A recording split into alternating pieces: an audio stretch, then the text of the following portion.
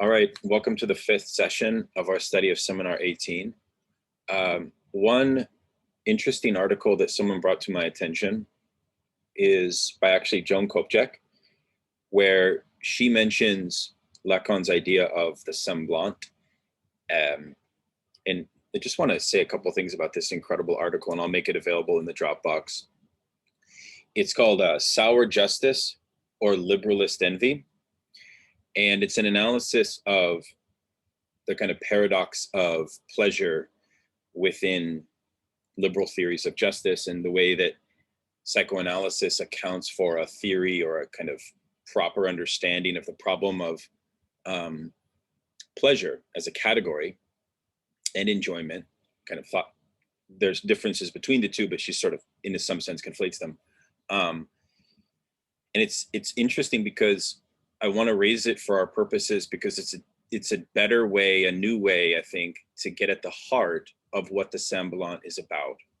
And what Kopczak mentions here that is worth our attention is that by the time of Kant's third critique,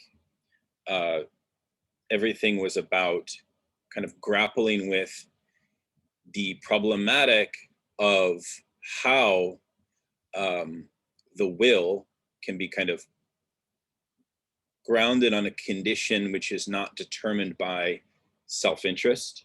So those of you that know Kantian ethics know that this is kind of the center or the heart of it. And you have to sort of construct an end for the development of morality, which is disinterested and which is kind of tethered to an end that doesn't serve a kind of point of otherness, if you like, right? Whereas utilitarianism absolutely understands pleasure and beauty as kind of caught up within a field of others, right? And you can kind of create an Archimedean point whereby you sort of create a theory of equality based on a standard of justice. And Rawls will, of course, pull from Kantian ethics and utilitarianism in his theory of justice. And he very much wants to think about justice as a kind of point of fair distribution. And if we take seriously the Lacanian maxim that there is no big other, one of the consequences of that is that you actually have to found a theory of justice on an axiom and not on a theory of the other, right? In other words, you have to provide an account for how the will comes into relation to a sort of maxim of its dispensation of the good or morality and so on, that's founded on a fundamentally nil point or a point of nothingness, if you like, right? And Kant has a very famous phrase in the third critique, which is beauty symbolizes our morality, right?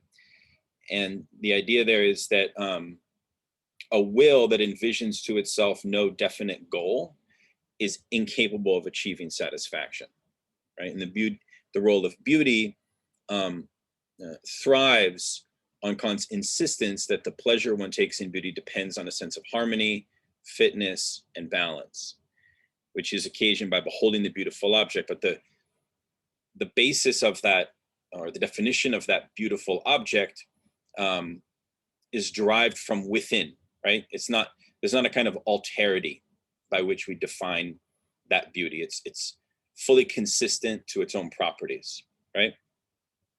And also, therefore, consistent with the purity of the faculties of the beholder of the beautiful object.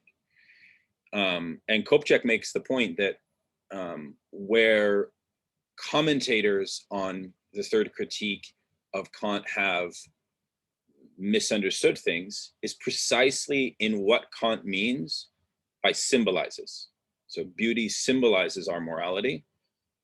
Well, is there a kind of theory or concept which would account for this symbolization? And she says that Lacan develops this precise theory of symbolization in the idea of semblance. So semblance is precisely the way that the beautiful as a form of representation can appear as a kind of paradoxical point of nothingness, right? And I think that that's a very abstract point, of course, but it actually, in a certain sense, makes a great deal of, it gives us more clarity on this whole business of the very close relation between the phallus, which is also, in some sense, a kind of instantiation of the nothing, right? And the semblant. So, so that I thought was a very interesting way to theorize that, because what that means is that the subject is also, it's necessary in Kantian ethics that before the subject enter into the field of interest or the field of goods, right? Even what Lacan was discussing in Mencius, this kind of principle of interest, which is almost like the S1 of the master's discourse, right? The surplus jouissance, right? Before any of that gets put into circulation, it's actually necessary that the subject present itself to discourse or comport itself to discourse in such a way that they carve out a supernumerary point, which is that they inhabit this point of disinterest. They inhabit this kind of point of the nothing, right? And this means that the consequence of that is that a theory of justice or higher morals and so on, therefore, actually, if you want to think it not in this kind of inadequate form as liberal philosophy does, which is sort of grounded on a network of otherness and trying to sort of distribute something within that field, you rather have to think about the dispensation of justice through an axiom of equality. And that an axiom of equality positions a theory of justice in, it doesn't eradicate misunderstanding or misrecognition or even things like jealousy and envy. Those things are still going to be perpetuated, of course. But what Kopček and I think Lacan and even Freud point out is that if you have a theory of justice that is trying to accommodate itself by coordinating this perfect symmetry of the distribution of its principle, right? You inevitably face the perpetuation of structures of envy. And so the problem of envy is not overcome, right? And that there is a kind of insight that Freud has in his group psychology, which is that,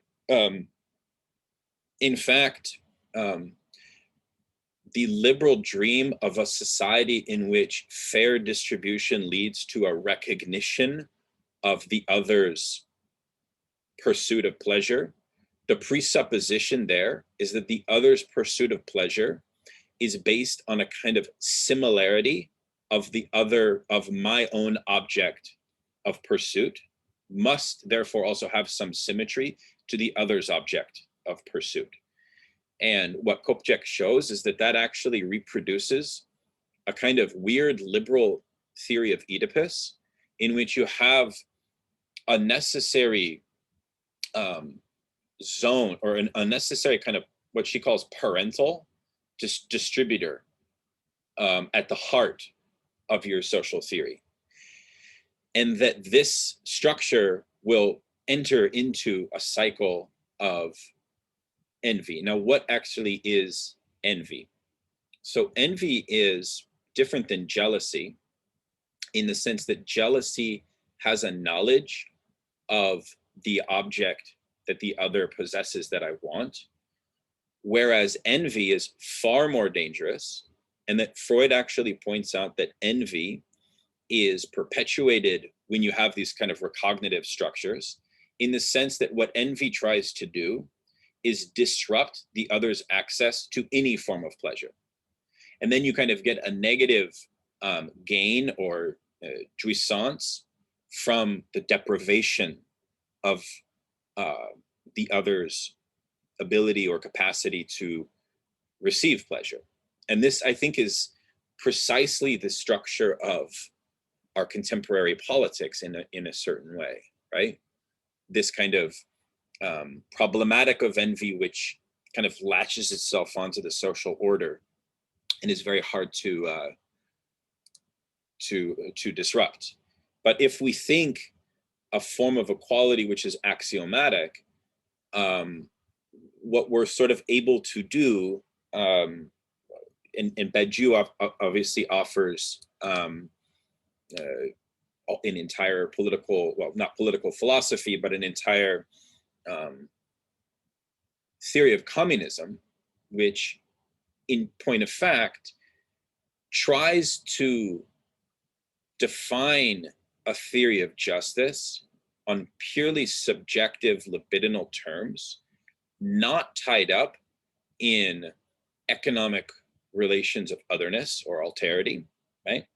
That is the axiom of equality. That is a definition of justice, if you like, which is on the side of the nothing, on the side of thinking a form of subjectivity, which is supernumerary, right?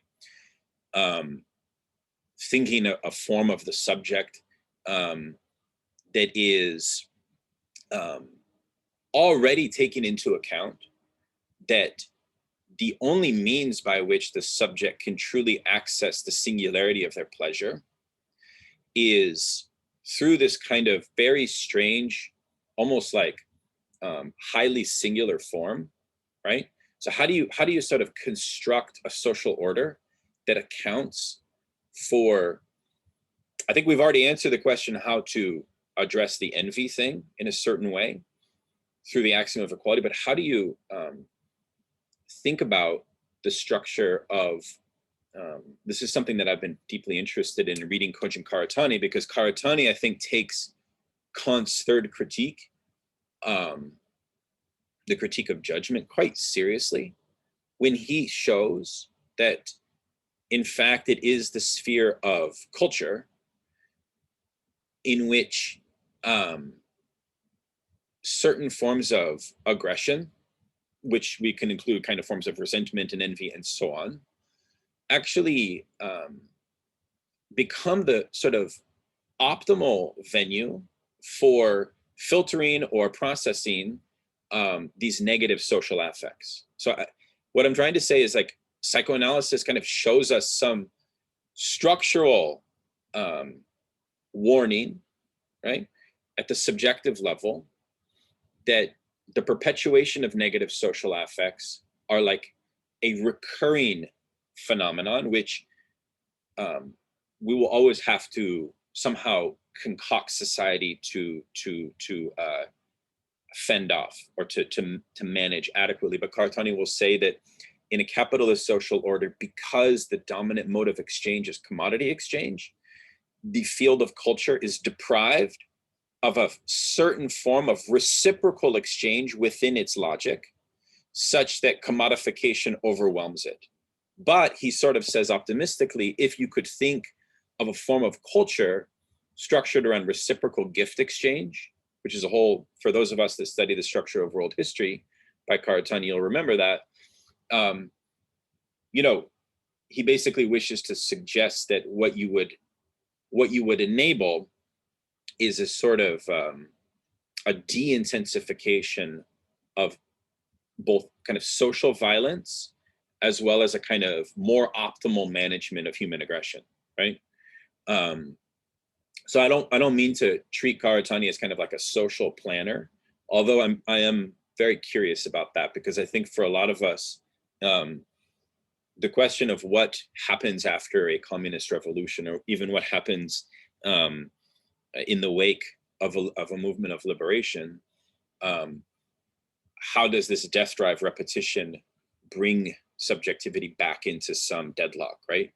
This, I think, is something that philosophy rarely actually addresses, but maybe should address more often. one thing that Kopchak says, and I'll conclude on this, is that she says in the modern period, the paradox of pleasure, its demand for recognition coupled with the impossibility of ever receiving an adequate form of recognition, could be said to have been added to the list of Zeno's paradoxes. And as Zeno demonstrated, the only way out of such paradoxes is via the axiom. So, and then she also mentions a very nice point apropos religious violence, right? Which is what Jerusalem, this holy sacred city, which is sort of overwhelmed with sacred signifiers and contestation between sacred signifiers.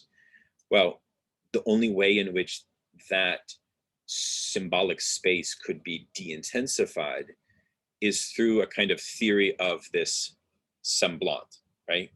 And that she says, Jerusalem's fiercest battle is not between religious and ethnic groups, it's rather between the sacred and the semblant.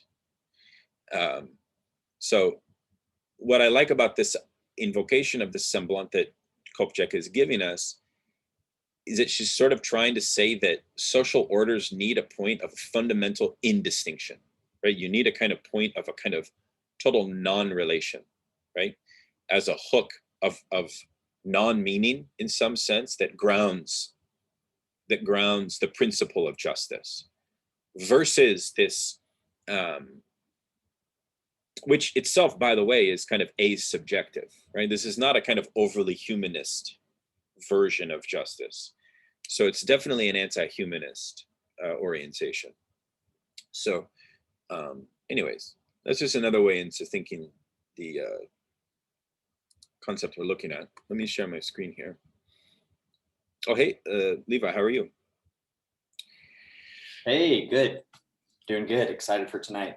What you were just saying also makes me think of, I think we had a discussion a long time ago when we were reading Girard about Levi-Strauss, and Levi-Strauss makes a similar point to Kopchak there, where he says that you can have a certain kind of horizontal organization of clans in which everyone is theoretically equal, specifically because there is a hierarchical imaginary that extends into the heavens. So because there's a particular kind of God that these clans believe in, and that the heavens have a particular kind of hierarchical structure there, it permits a kind of horizontal equality on the ground between clans as well. So kind of interesting, but that's in Savage Mind if anyone's interested.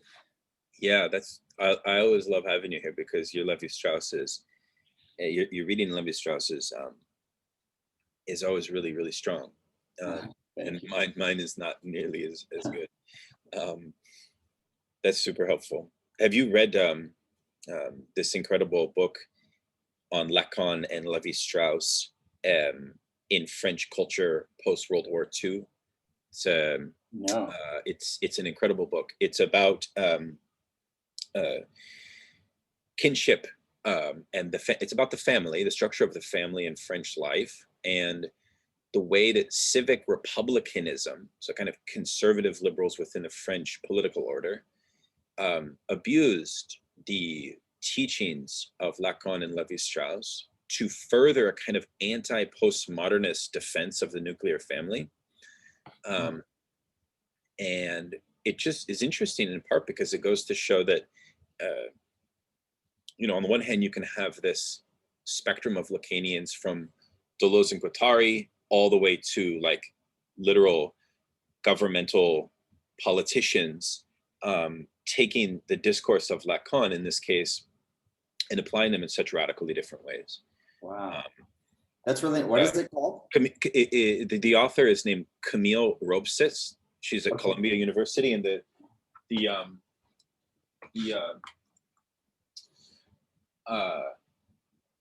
I cited in the book that I'm writing. It's like a big citation of mine. I will find it on my shelf in a moment, and I forget the immediate title right now, but it's definitely worth looking. Oh, that's great. I've also Googled her, so I might be able to. Oh, the Law of Kinship. Law of Kinship.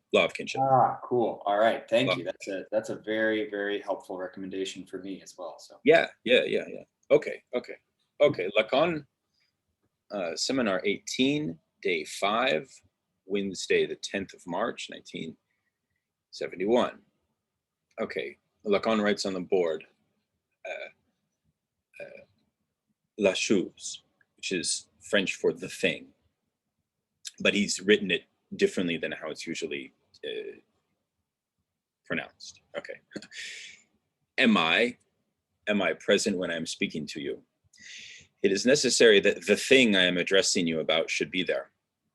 Now, it is enough to say that the thing, la chose, can only be written with L'Achose, as I have just written it on the board, which means that it is absent there where it holds its place.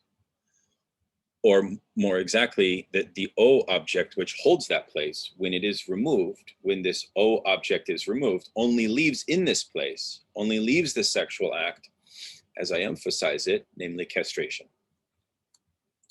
I cannot bear witness from there, if you will allow me, that la analyse is anything whatsoever, but only by this what concerns it. La, I am saying concerns it. La, castration. Make no mistake, ooh la la. The philosophical patter, which is not nothing, patters, churns. It does no harm. Was of some use for a long time, but for some time it wearies us. It ended up with producing a being there that is sometimes translated more modestly in French as présence. Whether or not one adds living to it anyway, what for the learned is called Dasein. Okay, so the O object then appears in the way that he has written the thing here as apostrophe, as combined. So if it's two words, I think what he's doing is here he's playing with this antinomy of the sexual non-rapport, and he's showing a weird way in which by combining it, the O object somehow appears. I'm not exactly clear on how that works, but let's keep on reading to see if we can figure this out. Okay. I rediscovered with pleasure in a text I will tell you which one later, and so that the moment that I reread it, a text of my own, I noticed with surprise that it goes back a long way, this formula that I had stated at one time for people a little hard of hearing. Eat your Dasein. What matter? We will come back to it later. The philosophical pattern is not so incoherent. It only incarnates this presence, the being there, in a discourse that begins precisely by disincarnating through an epoch. You know that the epoch, putting in brackets, that is simply what it means. It is all the same better because it does not have quite the same structure. This is epoch. This is the concept in phenomenology, right? Of like the phenomenological reduction, I think. He's not talking about epoch as like a period of history, right? So that it is obvious that the only way to be there takes place by putting oneself in brackets. We are approaching what I have essentially to tell you today. So he's really talking about the phenomenological concept of bracketing, right? Which is actually also a big thing in Kantian philosophy as well. And a huge thing for Karatani. If there is a hole at the level of la chose, this allows you already to have a presentiment that it was a way of representing this whole, that this only happens in the shape of what?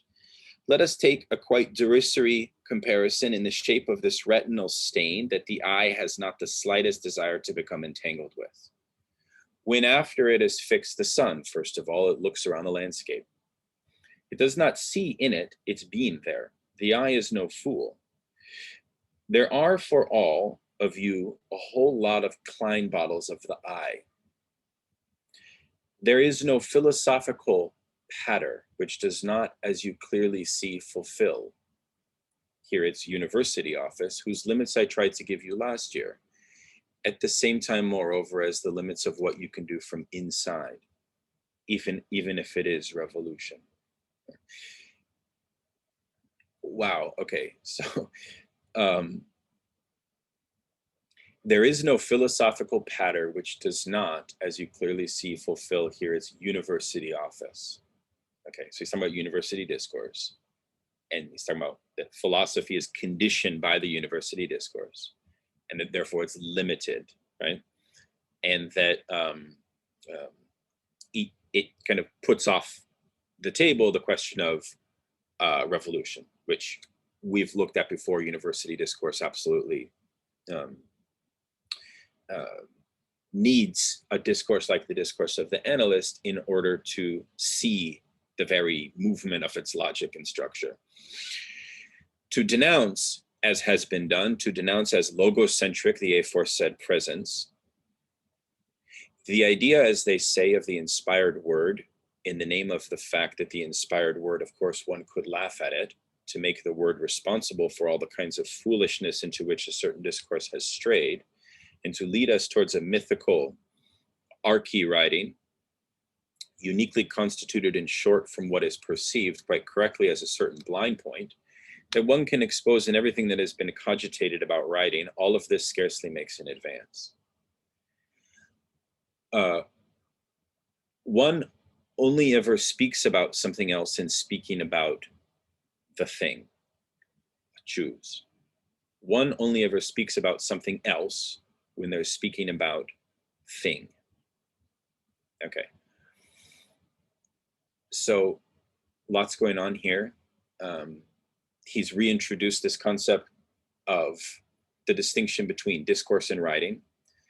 He's now also introduced this kind of question of the doubleness of a signifier representing a subject to another signifier in the signifier of thing. So there's a doubleness, double status to the way that we, I mean, you can think about it simply, I think, is that you can't utter the word thing without immediately drawing some referent, right? So there's, I think it's kind of one way to look at what he means by this.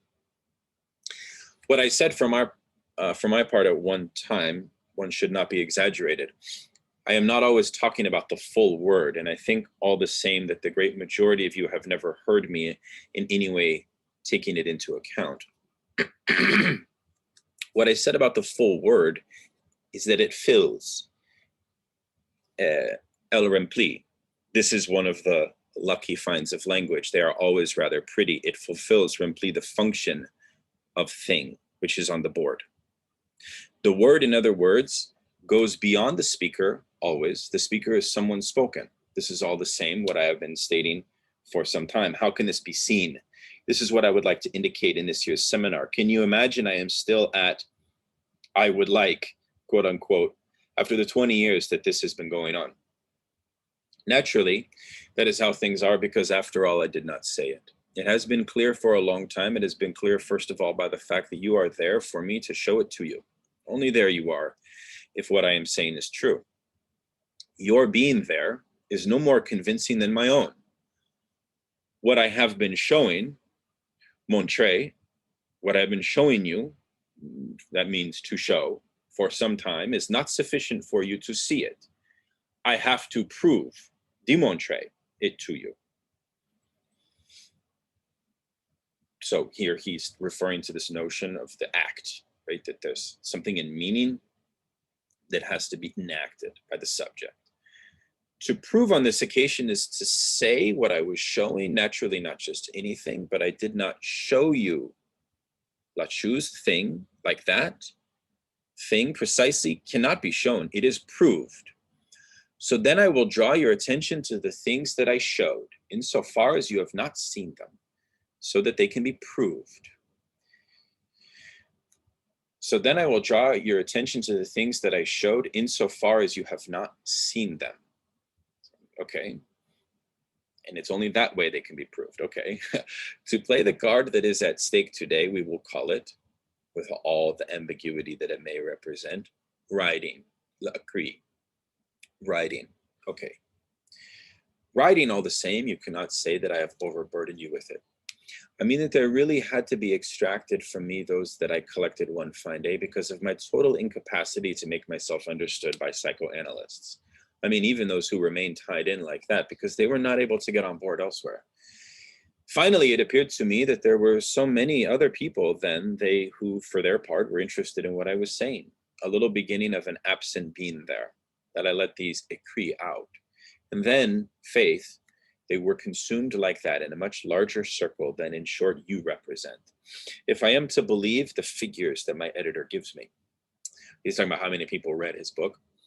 It is a funny phenomenon that is worthwhile dwelling on. If indeed to stick with what I always do, it is very exactly in terms of an experience that can be clearly fixed, and that in any case I strove to articulate, specifically in recent times last year, in trying to situate in its structure what characterizes the discourse of the analyst. It is then by reason of this use of mine, which has no pretension to providing a conception of the world, but simply of saying what it seems self-evident to me to be able to say to analysts about this. I gave for 10 years in a rather well-known place that is called St. Anne, a discourse that did not claim certainly in any way to use writing otherwise than in a very precise way, which is the one that I am going to try to define today. Those who constitute or who remain as witnesses of this epoch cannot protest against it. There are all the same, not many in this room, of course, but all the same some. Anyway, they could be counted on the fingers of one hand. Those who were there for the first months, they can bear witness to what I did with patience, tact, sweetness, bowing and scraping. I constructed for them bit by bit and fragment by fragment things that are called graphs. There are some of them still sailing on. You can find them very easily thanks to the work of someone whose devotion I pay homage to and whom I allowed to make, just as he wished, a reason index, in the text of which you can easily find the pages on which these graphs are to be found. That will avoid you having to search, but it can be seen by simply doing that. One can already note that there are things which are not like the rest of the printed text. These graphs that you see here do not fail, of course, to set a little difficulty of interpretation, of course. You should know that for whom I constructed them, they were not able to win even a single trick. Before putting forward the direction of a line, its crossing with a particular other, the indication of the little letter that I put at this crossing point. I spoke for half an hour, 3/4 of an hour, just to justify what was at stake. I insist, of course, not to make a merit out of what I did. Fundamentally, I liked doing it. No one asked me to do it. It was rather the contrary. But because we are entering here with what into the heart of what is involved in l'écrit, indeed, l'écriture, so now imagine it is the same thing. People speak about l'écriture like that, as if it were independent of l'écrit. This is what sometimes greatly embarrasses discourse. Moreover, this term, like that is added on, allows you to clearly sense the funny sort of drunkenness that is involved on this occasion. What is certain is that to speak about thing as it is here, well then, what ought already, just by itself, enlighten you that I had to take, let us say no more. As apparatus, the support of writing, l'écrit in the form of the graph. Okay, so for those of you that missed last time, he's making a kind of similarity between his math themes, his graphs, his diagrams, from the L schema to the discourse theory, as forms of writing in distinction from forms of speech, right? And that there's something distinct about the signifier of writing that is a theme that he's tracked throughout Seminar 18, right? And it's important because writing and the math themes are absent of a tethering, a kind of quilting point to enjoyment, right? So they're kind of pure signifiers, right? Like there's this whole debate that we looked at around whether the discourse of philosophy, say in Plato, part of the objective of Plato's discourse is to sort of distill as much of the suprasensible of the discourses, the dialogues of Socrates into writing as possible, right? Such that when the reader rereads the dialogues, they feel as if they are there, so to speak, right? This is some kind of argument for the vitality of writing, right? But Lacan will say that there's obviously this doesn't produce a kind of meta language, right? And I think in some way this theory of writing also is kind of connected to this wider theme that I've been interested in about, quote unquote, why Lacan abandons the idea of a quilting point between the signifier and the real, or the signifier and jouissance, and argues that there's a fundamental disjunction concurrent to the disjunction of the sexual relation as well, right? So that's a little background. And jump in if anybody has any comments. Okay. It is worthwhile looking at the shape of the graph. And he's talking now about the graph of desire, by the way. Okay. And I have a new translation here, which actually has drawn in the graph of desire, so we can reference it. Okay. Let us take here, I don't know, any one of them, the last one here, the big one that you are going to find. I no longer know myself where it is, where it can be found. I think it is in Subversion of the Subject and Dialectic of Desire. It is a thing, la chose again, that looks like that, in which there are here letters added in brackets. So this is a divided subject losange of D of demand, and here is the S of the signifier bearer of the function O, which is barred O. You clearly understand that if writing can be of some use, it is precisely because it is different to the word.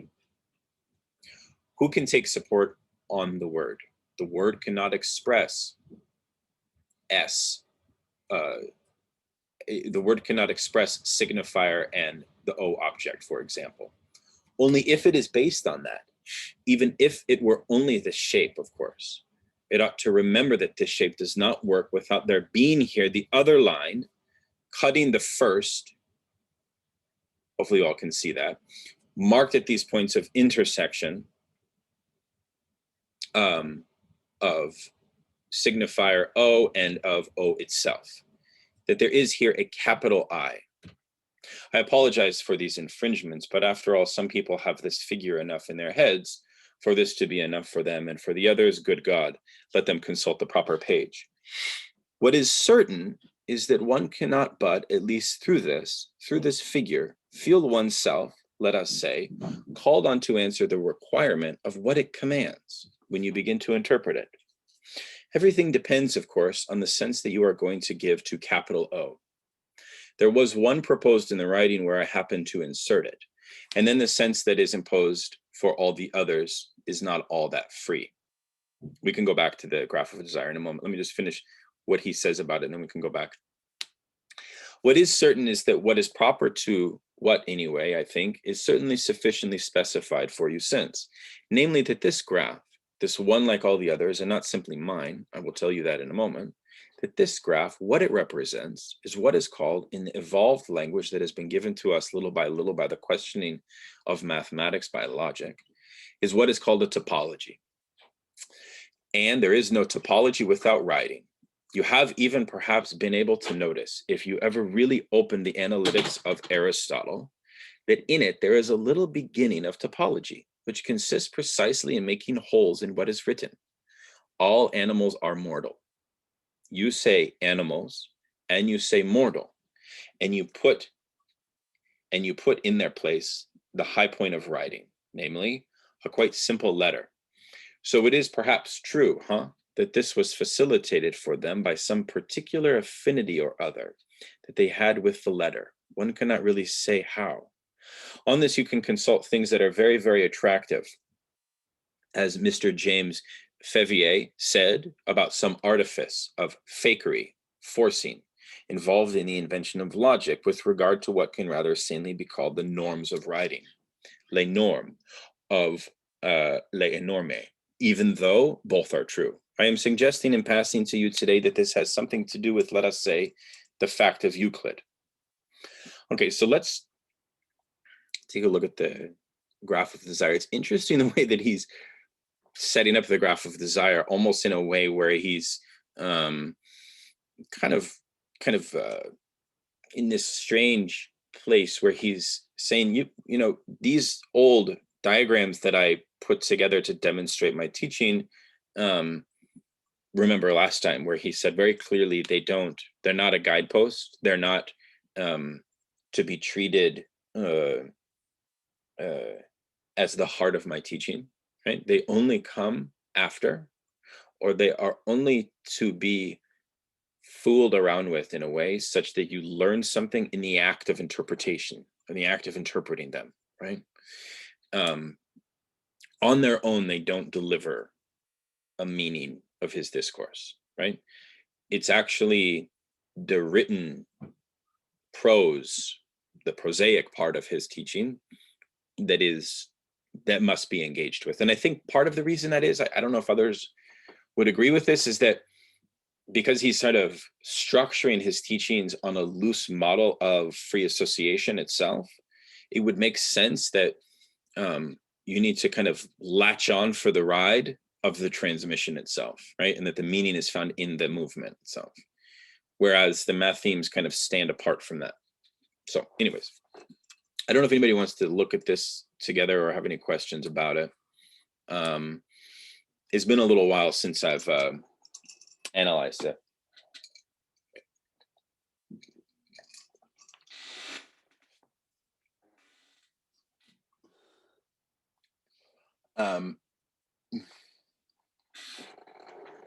It's a very poor drawing as well. There's a much better one that I could probably pull up. I don't even know if this is even worth quite commenting on. Well, Daniel, for what you're saying, I mean, so based on what you said about free association there, I'm just thinking, like, are the math themes then are not supposed to be, like you said, they're not supposed to be a guidepost. So are they like the scar to the cut of his writing? Like, is that a useful analogy, or is that too simplistic? Am I just being like, is it like showing where he's been, or is it where he's like, or is it, since it's not a guidepost to show you where to go, does it show you where he's been? There's a bit of that in there. I think that they also are meant to be points also of impossibility and impotence, right? So part of the movement in the four discourses is that from left to right is impossibility, impotence, right? So one of the sayings he has of how to read the math themes of the four discourses is that there's something kind of almost, if you like, incomplete or not all, like if the truth can only be kind of mi-dir or half said, the math themes are also a proof of that status. Like, in other words, the math themes only like in the final movement of the math themes, right? When you go from kind of top left to right, and then you go down to bottom left, and then over, and like it's in some of them, they're kind of like an incomplete rotation. And then, whereas actually, as an aside, in the discourse of the capitalist, it's like a perfect rotation in a weird way, like it kind of it recycles too well in some sense, which is actually part of its problem. But even within the math themes, there's a point of castration, there's a point of nonsense. And the same is true of writing, right? There's something that will elude or bring you back into a kind of point of nonsense, is what I think he's trying to say, which is why he's against an idea that people had in the time that we can take structuralism, quote unquote, and the fad of structuralism and produce some kind of uber Spinozist, higher geeky, nerdy formalization of the teachings that he's working with. I think Lacan is kind of opposed to that pedagogy in a certain way, and he's much more emphasizing this kind of like a different orientation to understanding. In fact, something that's going to reveal incompleteness and the not all status, is how I understand him. He's sort of, I think he's pushing it back against a certain tendency to overly formalize. And he's also also pushing away from the mathemes themselves as a form of topological thinking of the subject, right? Because he has not even yet invented this new way of thinking about the interrelation between the imaginary, symbolic, and the real in what's called the Borromean links or the Borromean knots, right? That's coming, right? So he's in the process of shifting the whole constellation of new topological devices to understand the relationality between enjoyment and the word, right? And so part of that's also is what's going on. He's abandoning things because he's, such an inventive kind of thinker. I think also, just to add on that, it something I kind of think in relation to that is that they become kind of like the a nodal point of Lacan himself, or like the navel of a dream for Freud, in which so much of Freud's dream of Irma and her mouth is kind of this. What draws him to it is that there's the horror and the trauma of seeing kind of this wound or tumor on within her mouth that makes him return to it and continue to think it. And it's in that, like, the navel of the dream that forces a return, but it's a return that can't fully be thought. And so, but that's what keeps us coming back and rethinking and remaking in a certain sense. Yeah, I like that too. I think you're kind of talking about the object as abject, and that's, I think I've always wondered to what extent is the object small a also thinkable as kind of a theory of abject as well. I think in some ways it kind of can be thought that way. And I think one of the interesting things about this seminar so far, 5 days in, is he hasn't really discussed the object A, right? But I think actually in this one we're in right now, he will discuss it, because I glanced at it earlier before this meeting. Okay. Just to be clear, in this last passage when he talks about the graph, and he says, you clearly understand that if writing can be of some use, it is precisely because it is different to the word. Yeah. So are we talking about the difference between the writing, right, and speech of the word, that is the spoken word? Yeah, that's how I understand it. Yeah, exactly. Yeah, okay. Well, that, and also la écriture, like a play on because he's also right now has emphasized all of this literature and this kind of whole business on a contemplation on the status of discourse qua literature. And so there's also this dimension, which is bringing in the question of the letter in distinction to the signifier, which in later seminars, this whole theory of the letter will become much more elaborated, right? Because the letter is almost like a kind of, if you like, a kind of different structure of the signifier. It's kind of more like a transcendental structure of the signifier, kind of like structure of the signifier that makes signifying possible in a certain way. So I think he's also playing with this debate in French philosophy as well, with Derrida and like all of this sign and difference, and like all of these, he's always making these kind of allusions to this intellectual conversation that's going on as well. So I think he's also talking about literature there, as well as making a more clean distinction, which he had started the very first day of the seminar, between writing, for which he includes mathematical formalization and kind of logic and so on, in the sense that, yeah, like even he's saying the syllogism of Aristotle, writing itself interferes with the very kind of operation of the speech itself. Like, I'm getting the sense that what he's trying to say there is that like that writing, and he even said this also with Mencius, right?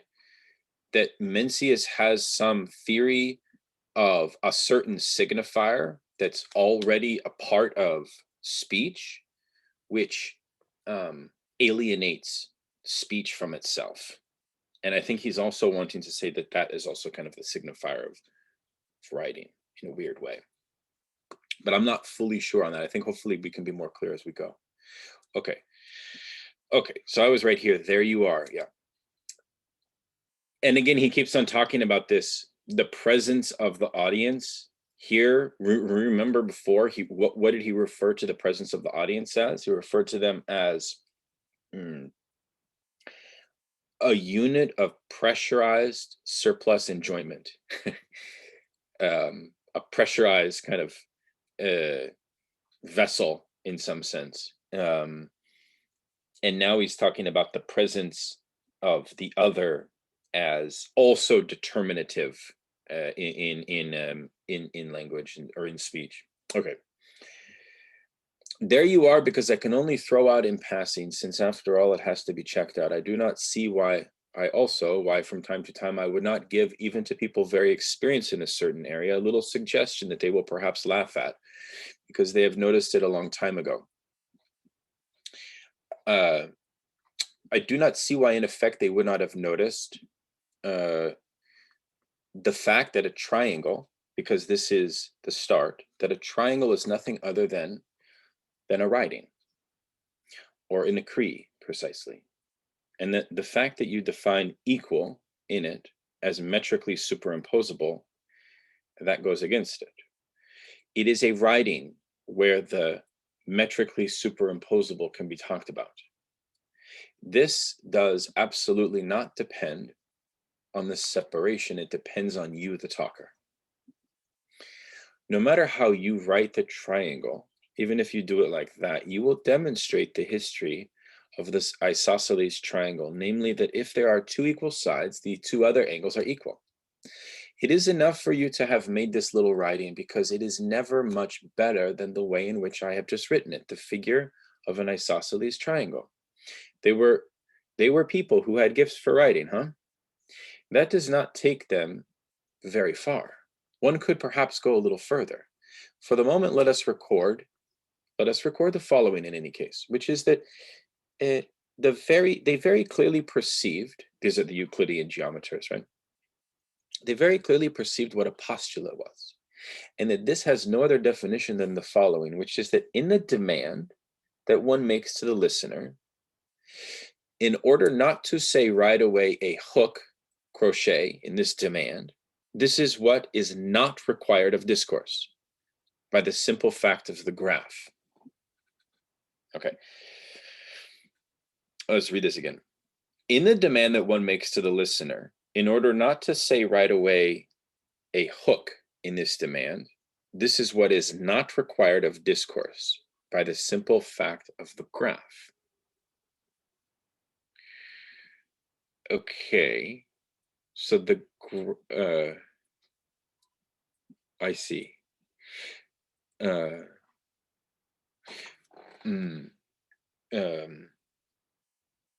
Okay, the Greeks seem then to have possessed a very clever handling, a subtle reduction of what already existed in the world under the species of writing.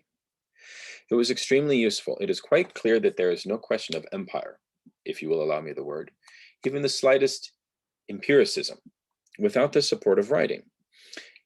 If you will allow me here an extrapolation with respect to the line that I am going along, I mean that I am going to indicate the horizon, the distant perspective that guides all of this. Naturally, this is only justified if the lines of perspective prove effectively to converge. What follows will show it to you. At the beginning, an arche, as they say, which has nothing to do with any temporality whatsoever, because what flows from it is in the beginning was the word. But the word, there is a good chance that during times that were still not centuries, imagine they are only centuries for us, thanks to radioactive carbon and some other retroactive affairs of this kind, which start from writing. Anyway, throughout a whole part of something that one can call not time, ion of ion of ion, as they say, an ion is a form of time, which is time of eternity, right? There was a time when people had great fun with things like that. They had their reasons. They were closer than us. Anyway, the word made things. things that were certainly less and less discernible from it because they were its effects.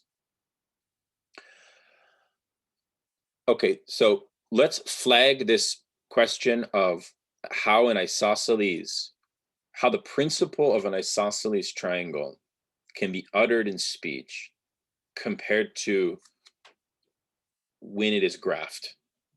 He's making a strong distinction between these two forms. And I want to talk about that in a moment, but I think he might help us by reading this as well. Okay, so let's flag that. What is meant by writing? It is necessary all the same to circumscribe it a little.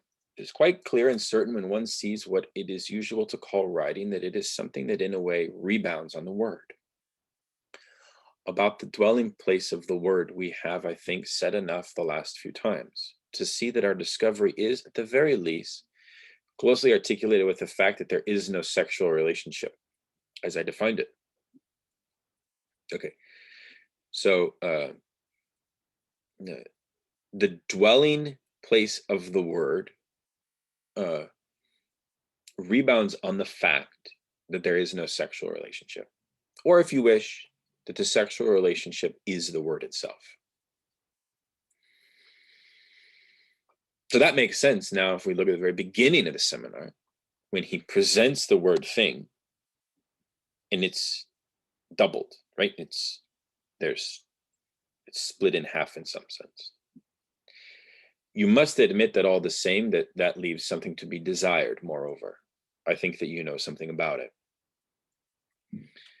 There's no harmony between the yin and the yang, even when the yin and the yang are positioned as a graph, as together, in the same way that la chose is positioned together with a apostrophe, right? It's the same logic with the yin and the yang, with the non-sexual relation. And the word is, it articulates the sexual non-rapport. There's something just bonkers about that idea. I love it, but Jesus Christ. Okay, just jump in if anybody wants to talk about this. Okay, the fact that there is no sexual relationship, I already fixed under this form, that there is not, for the relation, any way at present of writing it.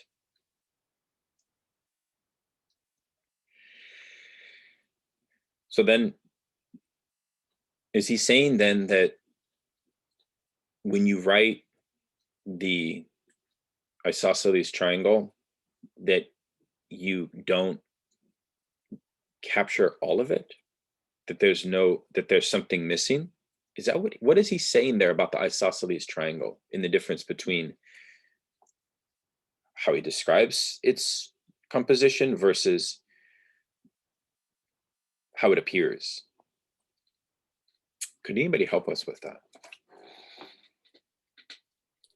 Daniel, would you mind scrolling back up to that exact part, or just telling us which page it was on? Yeah, that's a good point. Sorry. Okay. Okay.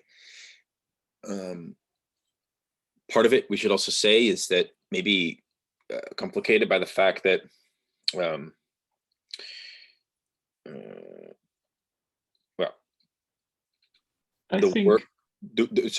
word, or the writing, rather, sorry, writing, not that we have writing, for the Greeks had a different relation to the sexual non-rapport. So okay, here's the section though. Go ahead, Luis. Yeah, I think that when he talks about Aristotle, and he talks about all animals are mortal, you say animals and you say mortal, and you put it in their place, the high point of writing, namely a quite simple letter. Isn't that like the impossibility of really naming that being, like we move from the signifier animal to the signifier mortal, the same way that we cannot really write, we cannot really write all of it, right? We cannot really, in the sense of the word, right? We cannot never really signify all of our speech. There is something that is always ungraspable in writing. Yeah. Yes. Yes. If it's okay, let's reread this section. Okay. All right. There is no topology without writing. You have even perhaps been able to notice, if ever you really open the Analytics of Mr. Aristotle, that in it, there is a little beginning of topology, which consists precisely in making holes in what is written. Okay, so topology is trying to make an account for an incomplete form of meaning. Therefore, logical positivism doesn't really need topology when it comes to making sense of things. Okay, that's, I think, one way to understand that. All animals are mortal. You say animals and you say mortal, and you put in their place the high point of writing, namely a quite simple letter. So it is perhaps true that this was facilitated for them by some particular affinity or other that they had with the letter. Okay, one cannot really say how. On this, you can consult things that are very, very attractive, says Mr. James Favier, said about some artifice, fakery, forcing involved in the invention of logic with regard to what can rather sanely be called the norms of writing. Okay. How do you understand that? I'm suggesting in passing to you today that this has something to do with, let us say, the fact of Euclid.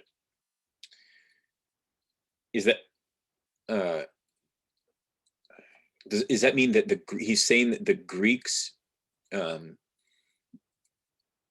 didn't have a pure theory or a pure logic of letters, of like a higher principle of the deployment of letters to convey logical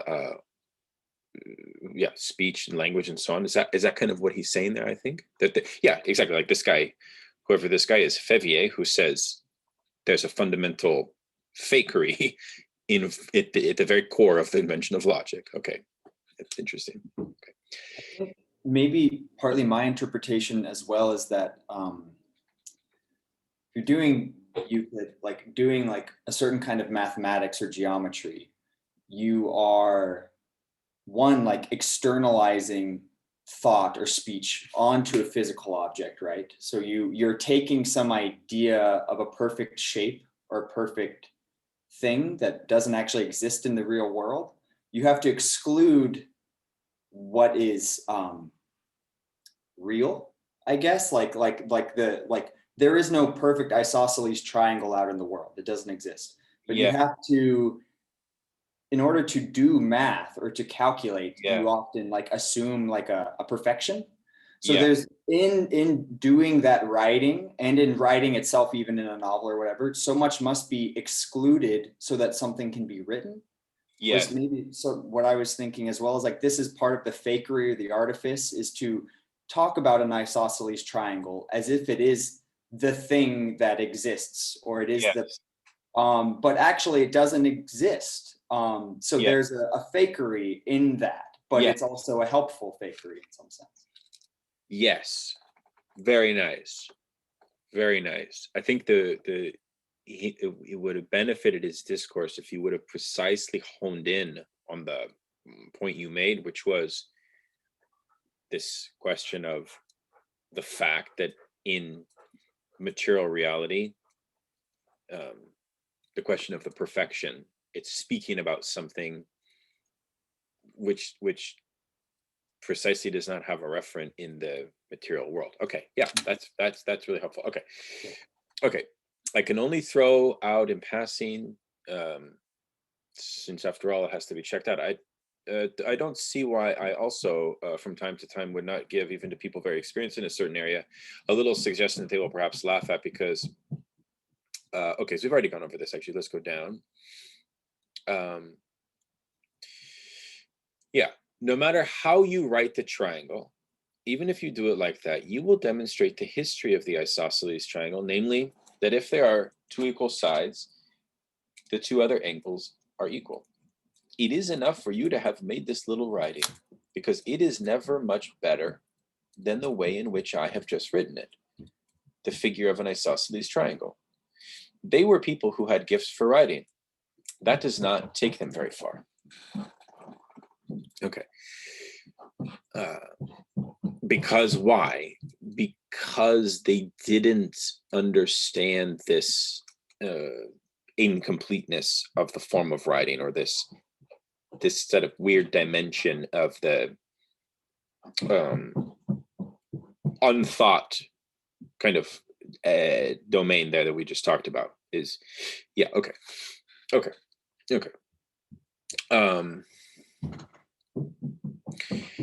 We've already gone over this. The Greeks seem then to have possessed a very clever handling, a subtle reduction of what already existed in the world under the species of writing. It was extremely useful. It is quite clear that there is no question of empire, if you allow me the word, even the slightest empiricism, without the support of writing.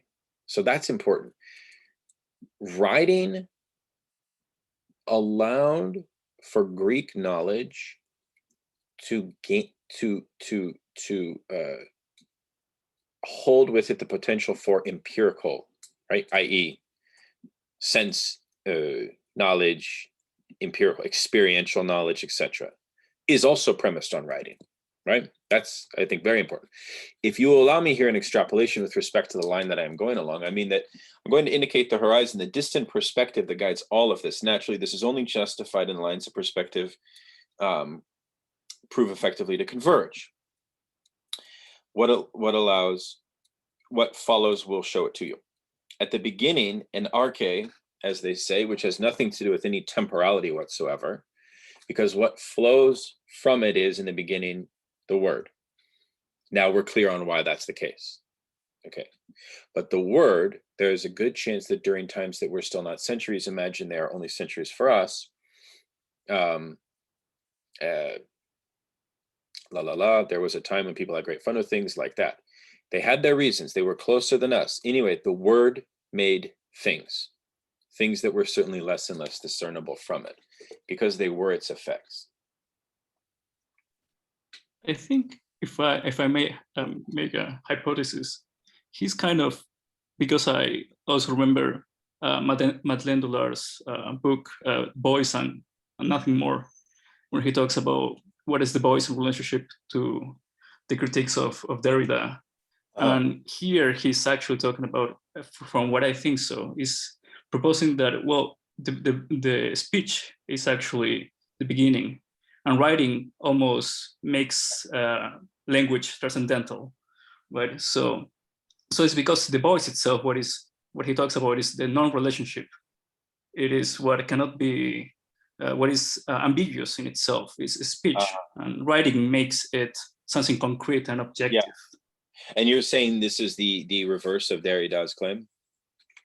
Almost, because for Derrida is speech what makes presence in the word, right? It's because we can hear ourselves speaking that we think that we are present, right? Yeah, and then this is why they call Lacan, or some people call him logocentric, word-centric. Yeah. Mm-hmm. Yeah, that's very silly. Yeah, that's helpful, Luis. Yeah. I really don't like these debates. It really reminds me of how there's certain intellectual debates that happen in a milieu, that are so, by hindsight, by our kind of looking back on them, kind of silly, or kind of like, because you know why? Because there's no meaning in accusing Lacan of being logocentric, because people would then, like, I don't know, creative writing complet professors would try to make some claim that this is the secret to understand that Lacan's a secret patriarch or something like that. But like, to me, like, that's a hollow accusation, like there's no, but intellectual discourse always produces those dumb misrecognitions, from very obscure debates. People derive, like, it's the same thing with Foucault, right? Well, the right wing just goes into a total, that's not even worth talking about. But you see my point, though. Even well-intentioned intellectuals can do these really weird misunderstandings kind of stuff. Anyways, okay. What is meant by writing? It is necessary all the same to circumscribe it a little. It is quite clear and certain when one sees what it is usual to call writing, that it is something that in a way rebounds on the word, about the dwelling place of the word, we have, I think, said enough the last few times to see that our discovery is, at the very least, closely articulated with the fact that there is no sexual relationship, as I defined it. So maybe with Levi's improvisation there a moment ago, that gap there is the space. He's talking about the space, right? And it's in that space that you have the sexual relation, I would say. You must admit that all the same, that leaves something to be desired. Moreover, I think that you know something about this. The fact that there is no sexual relationship, I already fixed under this form that there is not for the relation any way at present of writing it. Yeah. Okay. Who knows? There are people who dream that one day this will be written. Why not, huh? The progress of biology. M. Jacob is all the same there, huh? Perhaps one day there will be no longer the slightest question about the sperm and the ovum. They are made for one another. It will be written, as they say. It is on this that I ended the lecture the last time. In other words, what he's saying there is that there's something in biology which has a kind of telos, tethered to an unconscious awareness of the lack of the sexual rapport at the heart of its theory, is what I think he's saying, you know, which is a really interesting point. Like, it's kind of like a theory for what motivates biological research or something. One could make science fiction out of this. Try it. It is difficult to write. Why not? That is how we push things forward. Whatever about the present, this is what I mean. The fact is that this cannot be written without bringing into place something a little funny, because precisely one knows nothing about its sex, which is called the phallus. If everything one manages to write, I think the person who told me the page where in my agree there is what is involved in the desire of man, written in the form you can see there, is the signifier phallus. This for people who believe that the phallus is the lack of the signifier. Remember, this is a debate that he had a couple sessions ago, where he was pushing it back on this definition that phallus is lack of signifier. Okay. I know that this is debated in the cafes. And by the way, if you read Anti-Oedipus, he's saying this is debated in the cafes, because one of the hardcore accusations of psychoanalysis is this notion that everything is about castration and lack, and that a kind of social meaning is kind of riddled with this interminable lack and so on. So this was, if you like, a popular, distorted reading of Lacan's theory of signifier, which he's trying to clarify. Okay. There you are in the desire of the woman. I don't give a damn about the écrit, huh? The desire of the woman is written, as you can see, which is the phallus where people imagine it is, the little wee. Okay. Okay. So he's saying that in writing, we can designate man and woman. There's no problem. Okay. Here is something that we are able to write better after, good God, something that we will simply call like that, the fact of having arrived at a certain scientific moment. A scientific moment is characterized by a certain number of written coordinates, in the first rank of which is the formula that Newton wrote concerning what was at stake under the name of gravitational field, which is simply a pure writing.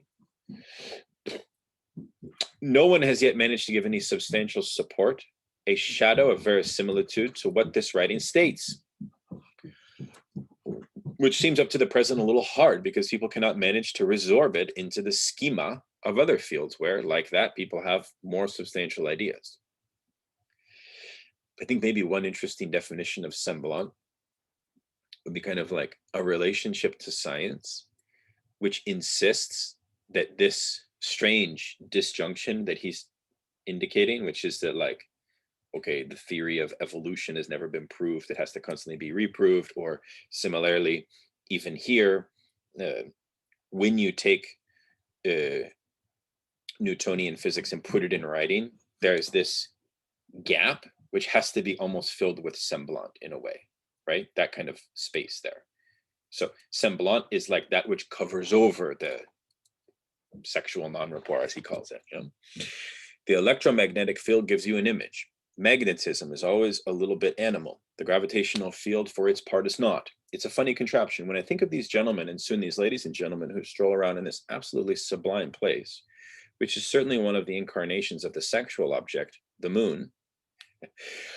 When I think that they go there simply carried by a writing, there is much to hope for, even in the field where it might be of use to us, namely desire. Anyway, it is not for tomorrow, huh? Despite psychoanalysis, it is not for tomorrow or the day after. Okay.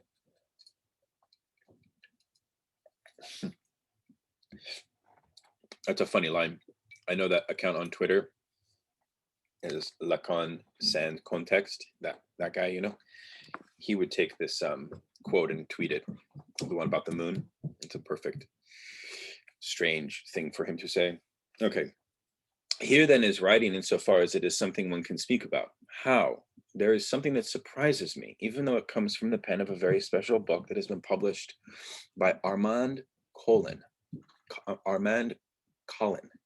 Anyway, it's something that is very easy to find. It is in, I don't know what number of the Congrès des Synthèses, and it is called quite simply and nicely L'Écriture. It is a series of reports that begins with one by Métro, this dear and now dead Métro, who was an excellent and really clever man. It begins with something by Métro where he talks a lot about the writing of Easter Island. It's very delightful. He starts simply from the fact that, for his part, really understood absolutely nothing. For his part, he really understood nothing about it. But there are some other people who succeeded a little better, that naturally it is debatable. But anyway, that his efforts, which obviously were absolutely unsuccessful, are here what authorized people to speak in effect about what the others were able to get from it with a questionable success. It is a quite marvelous introduction and well designed to make you feel very modest, after which innumerable papers deal with each of these writings. And after all, good God, it is rather sensible. It is rather sensible anyway, it did not immediately happen, and we are going to see why it did not happen immediately, that people started to say sensible things about writing. There was surely required during this time serious effects of intimidation, those which resulted from this blessed adventure that we call science. And none of us in this room, me included, of course, can have the slightest idea of what is going to come of it. Good, let's leave it. People are going to get worked up a little bit like they do about pollution, about the future, a certain number of stupidities like that. And science plays its little tricks. And it would be no harm to see, for example, what its relationship with writing is. In any case, to read this large collection, which is already a good 10 years old on writing, is something compared to what is produced in linguistics, something fresh. You can breathe in it. It is not absolutely stupid. It is even very salubrious. There is even no question when you come out of it, of you thinking that the business of writing only consists of something which seems to be nothing. But since it is written everywhere and no one reads it, it is all the same worth saying that writing is the representation of words. That ought all the same means something to you. Wortvorstellung. Wortvorstellung. So this is form of, the meaning of that is representation. But the Wort at the beginning, what does that indicate? Wort. I know Vorstellung is representation. Could somebody maybe check that for us? Wortvorstellung. Freud wrote that, and he said that, but naturally everyone giggles, and people see clearly that Freud does not agree with me. It is the secondary process. It is annoying all the same that, like that, in the circulation perhaps of your thoughts, of course you have thoughts. You even have some of you who are in a little bit backward knowledge, connaissances. So then you imagine that you represent words for yourselves. It's hilarious because, let's be serious, the representations of words is writing. And from this thing that is as simple as good day, it seems that people have not drawn the consequences which are nevertheless visible there, which is that every tongue that uses something that can be taken as figures and that are called something or other, pictograms, ideograms, it is unbelievable, this ended up with absolutely mad consequences. There are people who imagine that with logic, namely the manipulation of writing, one would find the means for what? New ideas, as if we didn't have enough of them already. Whatever it may be, this pictogram, this ideogram, if we study our writing, it is only because of this. There is no exception. It is because of the fact, because it seems to represent, it is pronounced like that. Because of the fact that it seems to represent your mammy with 2 teats, it is pronounced woo. And after that, you can make whatever you want of it. Everything that is then pronounced woo. What the hell does it matter whether there are 2 teats, and that it represents your mammy? There is someone called, I no longer know what, Fu Hien, that does not date from today or yesterday. You understand? You will find that more or less at the beginning of the Christian era. It is called the Chuwu Wen, namely precisely what is said, qua written, because when is written. There you are. Try to write it all the same, because for the Chinese, it is the sign of civilization. And what is more is that it's true. So then, representation of a word means something. It means that the word is already there before you make the written representation of it, with everything that involves.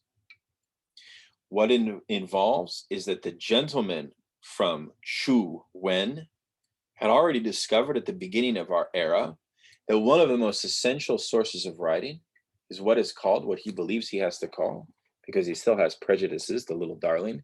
He imagines that there are written signs that resemble the thing that the word designates. I see. So, okay. I need room to write that, for example.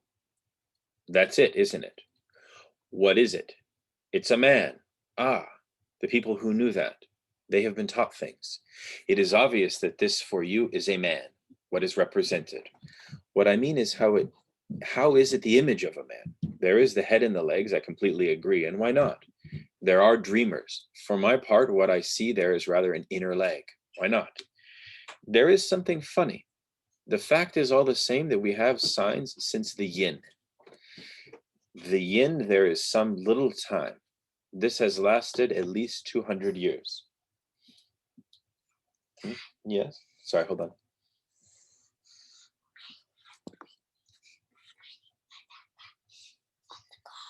Okay, we'll get it later, sweetie. Sorry, guys. I'm busy right now, sweetheart. You can ask mommy. Okay. So is everyone clear on what he's saying here? Lige, I can't help right now. I'm sorry, sweetheart, I can't. I like your new PJs though. My child is up far too late in the evening, and now he's making himself visible. Okay, is everyone clear on what he's saying here? I'm taking this to refer to the same problematic he was talking about before, of this whole business of referent and sign, and yeah, in this whole kind of another way to get at the repetition of the main point he's making about how the word carves out this place. Anyways, jump in if folks have thoughts here. It makes me think some as well about Lacan's famous quote, when asked where the unconscious is, he says it's in the streets and the monuments and the archives. And it's that the written word is literally like, it must be an externalization of speech in some sense. Like, I don't know if anyone has read André Leroy-Gruhan, but he's this archaeologist who was very influential in this time period as well. And he basically says the mark, like when someone hits a stone way back in the caveman times, you leave a mark on the stone, and that is in a sense a kind of writing, an externalization of oneself, of a word, of a something, because it's there, right? And so when I hear Lacan talking about this, I think about how archives in some sense, or monuments or streets, become a kind of externalized speech. It becomes something that one can return to again and again to read and to but it's always then like there's a gap there, because it's not an actually embodied, it's not in the moment when someone is speaking, but it's something that is then on the page forever, so to speak, or in which one can return, but one cannot return to the actual moment it was spoken or the speaker themselves. The gap is there. And so when he says, I forget what he said, where he's critiquing the people who think that, whereas I think it's up a little bit, but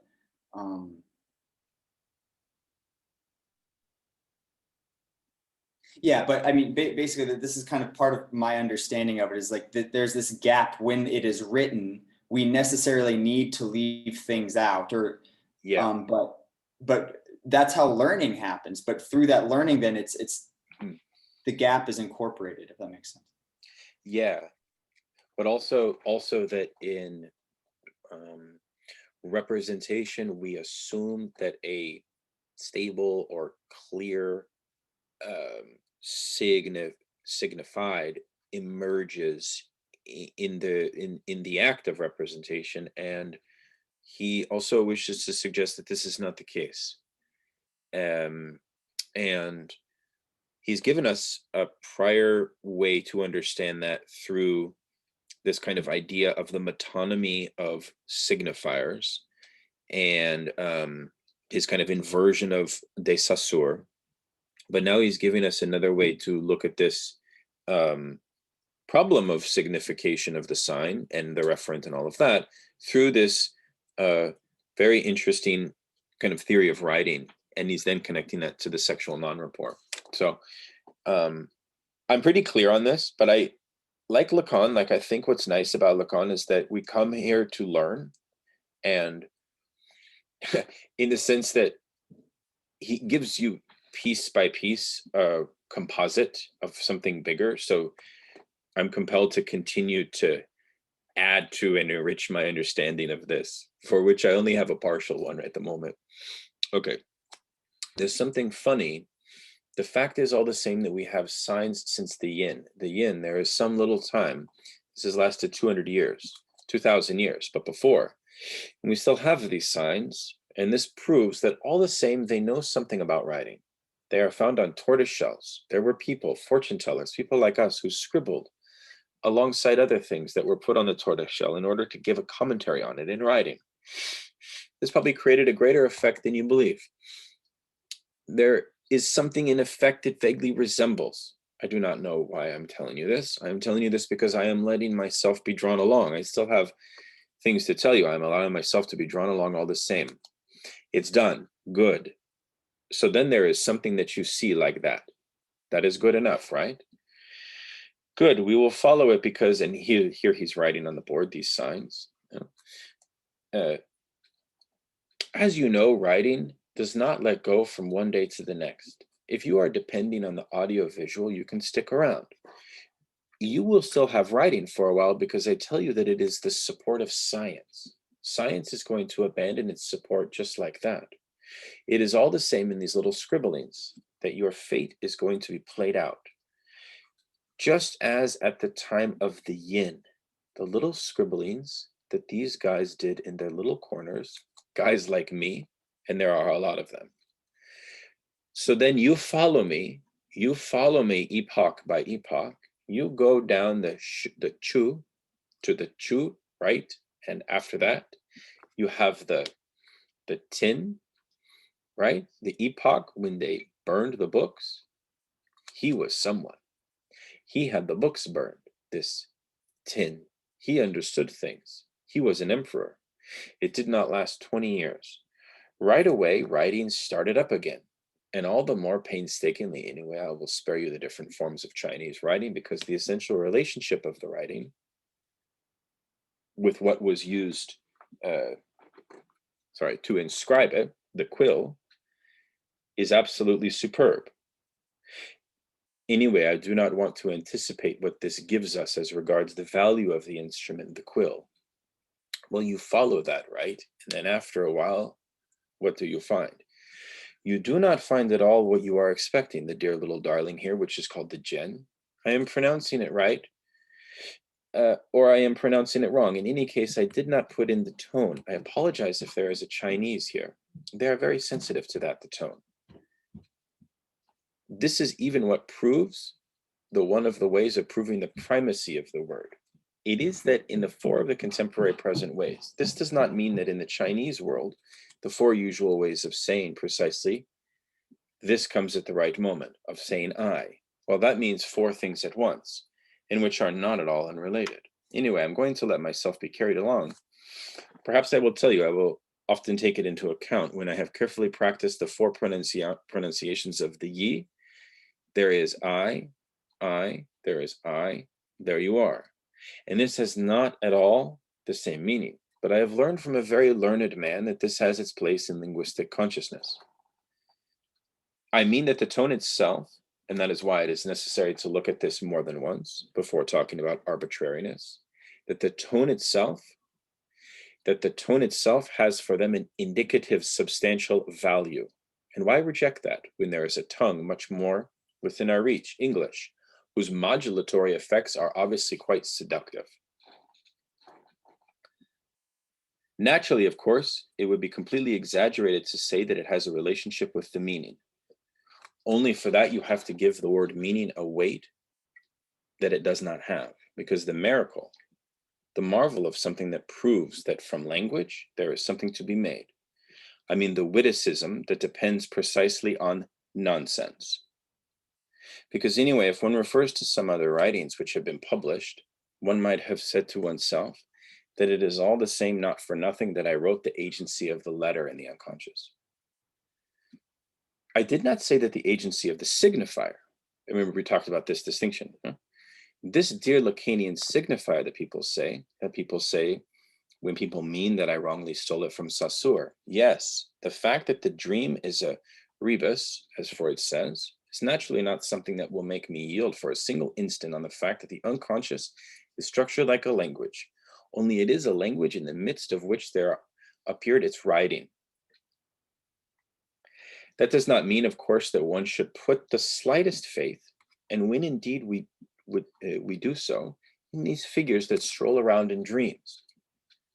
Because once we know that they are representations of words, because it is a rebus, it can be translated, Übertracht, into what Freud calls thoughts, the thoughts, Gedenken, of the unconscious. And what is meant by the fact that a lapse, a blunder, a mistake in some psychopathology of everyday life? No, but what can that mean that you call at least 3 times in the same 5 minutes? He's talking about the experience on the couch when you have a repetition of a signifier, right? For the analysand, right? I do not know why I am saying this to you, because it is not all the same an example in which I am revealing one of my patients. But anyway, in effect, not long ago, one of my patients for 5 minutes, and every time correcting himself and laughing. But he was not particularly worried about it. He called his mother my wife. It is not my wife because my wife, etc. He went on for 5 minutes. He repeated it at least 20 times. But what is missing in this word, when what I am killing myself telling you, is that it is really a successful word. And it was like that because his mother was his wife. He called her what he should have called her. So then there is only a lapse with respect to what? With respect to what the authors of architecture, the writing that is in the world from all time prefigures the word. The writing that is in the world from all time prefigures the word. This is a funny exercise, right? I don't mind. It is a function of the university discourse to confuse things like that. Okay, this is a super central line. The writing that is in the world from all time prefigures the word.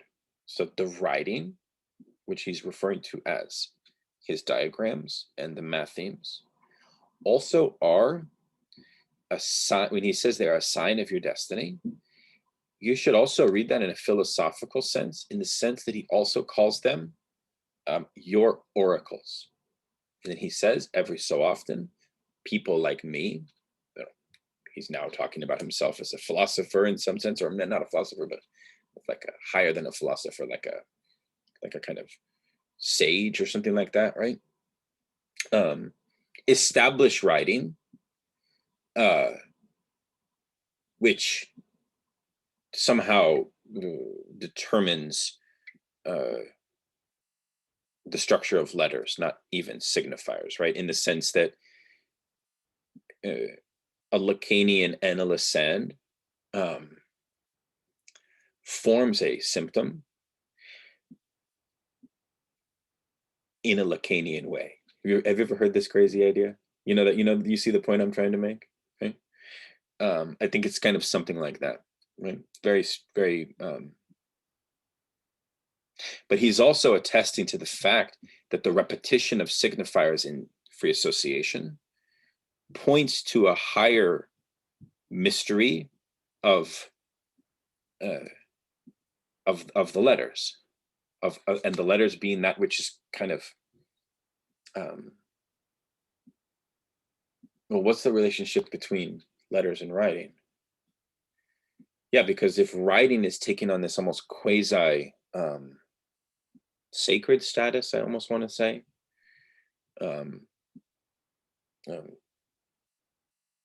it's not that the marks on the tortoise shell, right, are signifiers. They're more than that, right? It's, you know what I'm saying? So I don't know. It's like a different form of determination at play within a field of meaning, so to speak. Okay.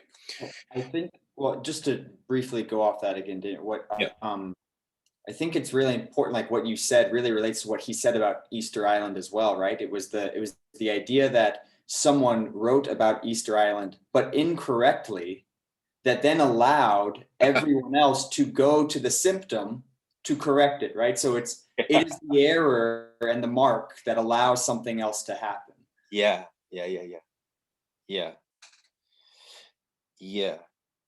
Right. Yeah, this is kind of like the ruse of history. It's like, it's not quite the cunning of reason. It's something different than that. It's kind of like the farce of reason or something. Yeah.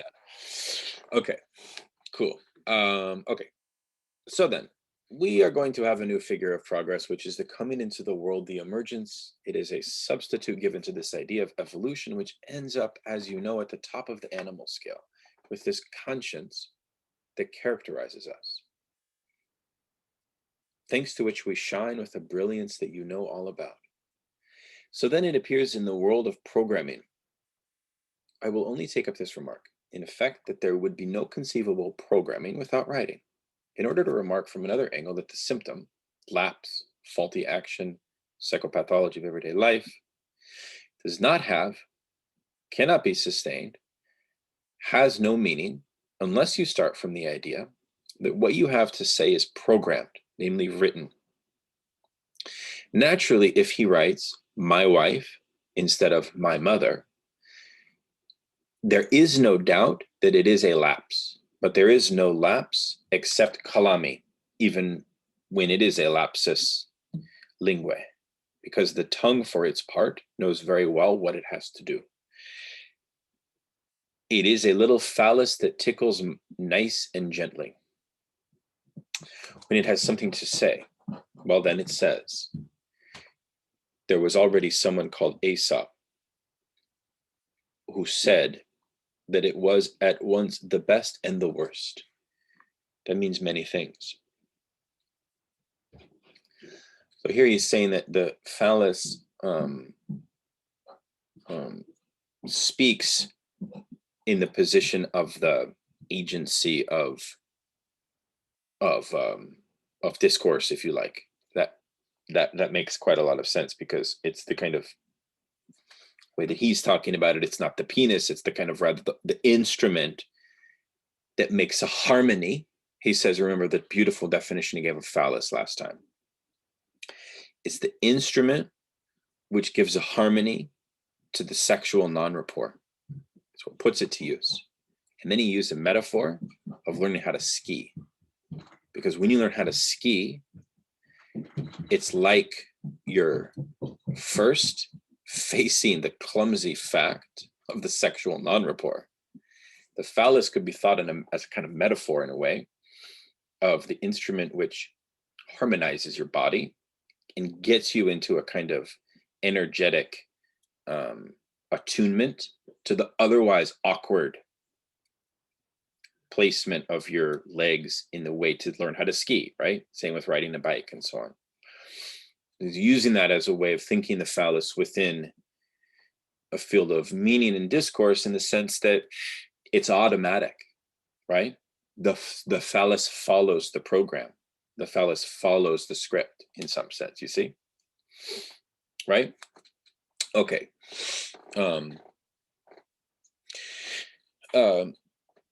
Okay. I believe myself obliged to do it. The only thing that I have never dealt with is the superego. I believe myself obliged to read this stuff from one end to the other.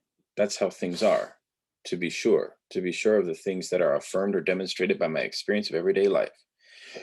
But anyway, all the same, I respect learned people. There are some, perhaps, who might well have unearthed something here, which might go against, and in effect, why not, an experience that is so limited, so narrow, so short, limited to an analytic consulting room. When all is said and done, there is perhaps all the same a certain need to know. Anyway, all that I must say I cannot impose on anyone, but on the whole, it is not much appreciated. There is something else, the debate on writing in hieroglyphs in the 17th and 18th century. I hope you are going to rush, but you would perhaps not find it, because for my part, I had to order it from a library. The General Library of the École Pratique des Hautes Études, 6th section, and I see the indication of SEVPEN, so that this must be some sort of publishing organization. Well then, this work by Madeleine David, you should all the same from time to time take the trouble to read something. You could read that anyway. Let us go on, because for what I am going to end up telling you, that writing, this is where we will remain for today, that writing, in short, is something which is found because of being this representation of the word, on which, as you clearly see, I did not insist, representation, that also signifies repercussion, because it is not at all sure that without writing there would be words. It is perhaps the representation as such that makes those words. When you've tinkered a little with the tongue, like the one that I am in the process of learning here, I think he's talking about Chinese, and in effect I am not after all sure that in this case it is an effect of the superego, the Japanese tongue, well then, you will notice that the degree to which a writing can work upon a tongue, and as it is constructed, this melodious tongue, which is a marvel of subtlety and ingenuity, when I think that it is a tongue in which the adjectives are conjugated, and that I had to wait to be my age to have that at my disposition. I really do not know what I was doing up to now. For my part, I aspired to nothing but that adjectives could be conjugated. And a tongue in which the inflections had this absolutely marvelous quality, that they go off on their own, what is called the moneme. Here in the middle is something you can change. You give it a Chinese pronunciation, quite different to a Japanese. So that when you're in the presence of a Chinese character, you have, if you're initiated, but naturally only the naturals know it, when you pronounce it oniomo or kuniomi, depending on the case, which are always very precise. And for the chap who arrives there like me, there is no question of knowing which of the two must be chosen. Furthermore, you can have two Chinese characters if you pronounce them kuniomi, namely the Japanese way. You are absolutely incapable of saying to which of the Chinese characters the first syllable of what you are saying belongs, and to which the second belongs. The one in the middle, of course, still less. It is the totality of the two Chinese characters that dictates to you the Japanese pronunciation in several syllables that can be perfectly well understood. A pronunciation that corresponds to the two characters at once, because you must not imagine on the pretext that a Chinese character corresponds in principle to a syllable that when you pronounce it in the Chinese way, oniomi, if you read it in the Japanese way, da-da-da, that teaches you a lot about the fact that the Japanese tongue is not nourished by its writing. Okay, what is it nourished by? In a linguistic way, of course, namely at the point at which linguistics affects the tongue, namely always in writing. Because you have to admit naturally that something that leaps to the eye is that if de Saussure found himself relatively in a position to qualify signifiers as arbitrary, it is uniquely by reason of the fact that what is at stake were written representations. How could he have done his little bar with this thing underneath and these things above that I have sufficiently used and abused if there was no writing? All of this is to remind you that when I say there's no meta language, this leaps to the eye. It would be enough for me to give you a mathematical proof. You would see that I am forced to talk about it because it is something written. Otherwise, nothing would get across. If I speak about it, it is not at all meta-language. It is what is called, what the mathematicians themselves, when they present a logical theory, call discourse. The common discourse, the ordinary discourse, it is the function of the word. Insofar as it is applied not in an altogether unlimited, undisciplined way. This is what I earlier called to prove, of course, but language, this is what is at stake. Writing is what is at stake, what one is speaking about. There is no meta-language in this sense that you never speak about language unless you start from writing. Okay. So then I am telling you all of this. I must say that this does not weary me. If you wish, it wearies me a little bit all the same. You can believe me. What I said to myself this morning as I woke up, having read Madeleine David until 1 o'clock, I said to myself that all the same, it was not for nothing that my écrit began with the seminar on the purloined letter. The letter is taken there in a different sense than that of the agency of the letter in the unconscious. The letter, the epistle. I am not very fresh. I went to bed late. Anyway, Gloria will bear witness to you that I spent rereading the purloined letter. It was worth the trouble. I never reread myself. Anyways, obviously I'd taken the trouble. I did something that was worked out with great difficulty, which was not too bad.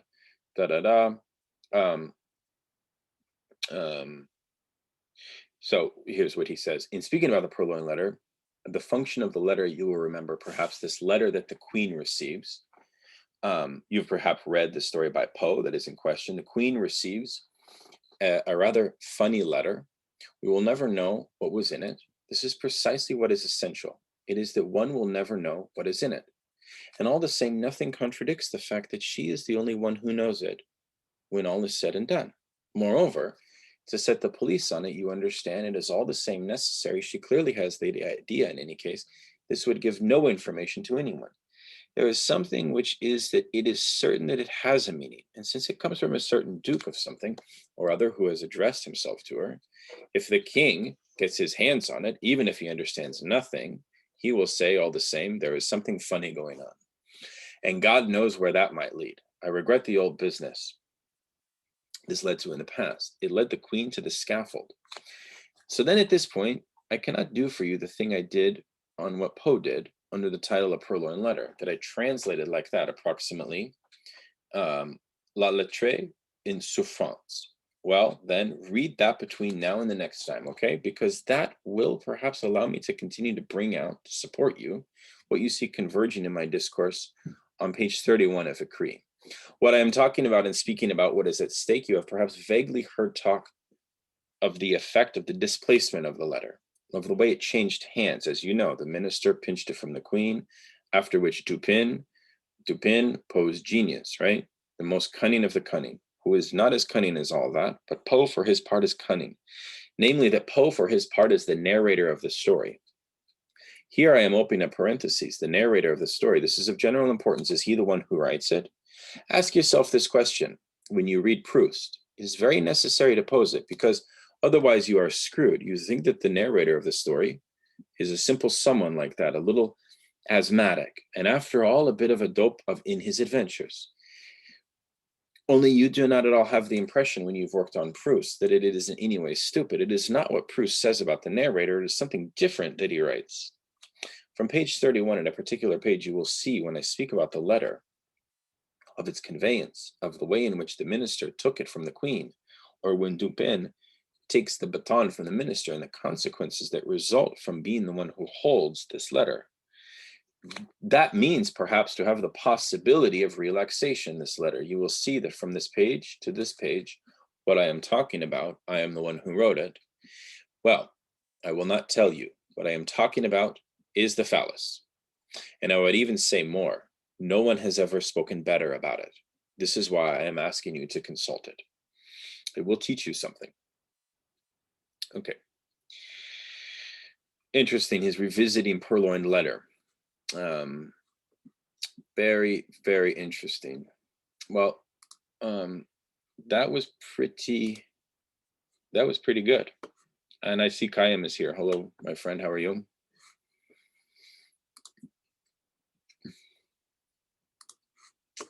So, Hey, everybody. hi. It's amazing. We always wrap up like perfectly in time, like right on the 2-hour mark. Well, that was a nice little, that was a nice session, guys. I really enjoyed that. And anybody have any comments before we close for the evening?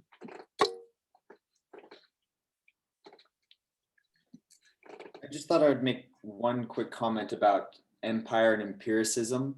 Yeah. When he brings that up, I think maybe what he's getting at, and also mentioning Euclid and the idea of mathematics again, is that there seems to, at least my interpretation of Lacan is maybe saying that there's some kind of illusion with mathematics as writing in particular, and that it gives the illusion that we all are then able to understand this referent or this particular number or letter within algebra or whatever.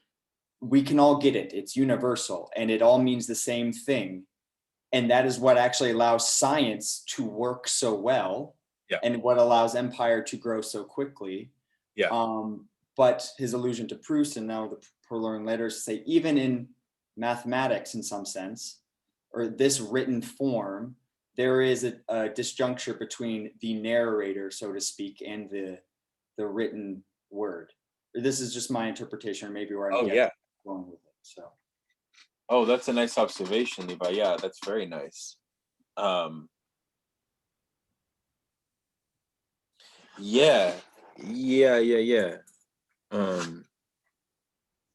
What do you? It's interesting. Please go ahead, Luis. Sorry. It's interesting what you talk about the empire, because especially when we talk about Chinese language, but China is based on multiple dialects. The way the Communist Party was able to join and to have a government over China is to make Mandarin the official language and oblige everyone to use Mandarin. So that's another great insight, Luis. Thank you. I was curious, what do you think he meant about it's true, though, when you read In Search of Lost Time by Proust, you have the sense, at least in part of the text, that the narrator is this kind of feeble sort of, I don't know, like kind of I don't want to say weak, but like, but then as the text proceeds, he's far more expansive. You know what I'm saying? Like he himself as a narrator grows leaps and bounds in some way. What did you take that to mean? And also that Poe was the narrator of Purloined Letter. What did you take that to mean? This comment about the narrator. I wasn't totally clear on that. For me or anybody? Oh no, yeah. I mean, you mentioned comment. Can you repeat it maybe, or kind of? I'm just trying to clarify. Yeah, I just the disjuncture that he remarks about with Proust, this kind of, he's saying like, look at what Proust is doing. He presents a feeble narrator, but really a master is at work, kind of, right? Okay. And there's something about my interpretation is a kind of empiricism as written word that presents itself as giving universal signs, right? Everyone can understand math. Everyone can do the math necessary to find the perfect isosceles triangle. And yet, like, it's that trick, like, that allows empire to work as well. I'm still thinking about it. I don't know if others would like to. Well, why what is the point about the feebleness? That's what I'm not fully grasping. I think it's feeble in the sense that it's understandable, right? Like maybe feeble is the wrong word here, but like it presents itself as knowable and readily, like, I know that what this means, like this narrator is this thing and it's not very hard. It's graspable, but actually that sign, that letter, that number written on the page has a narrator, and has a writer, right? There's something behind it. Yeah. That's much more complicated. Aha, that's helpful. Just to add to that, to me, it feels like he's talking about how the written word in itself becomes a condition for the unconscious to occur. Because Yeah.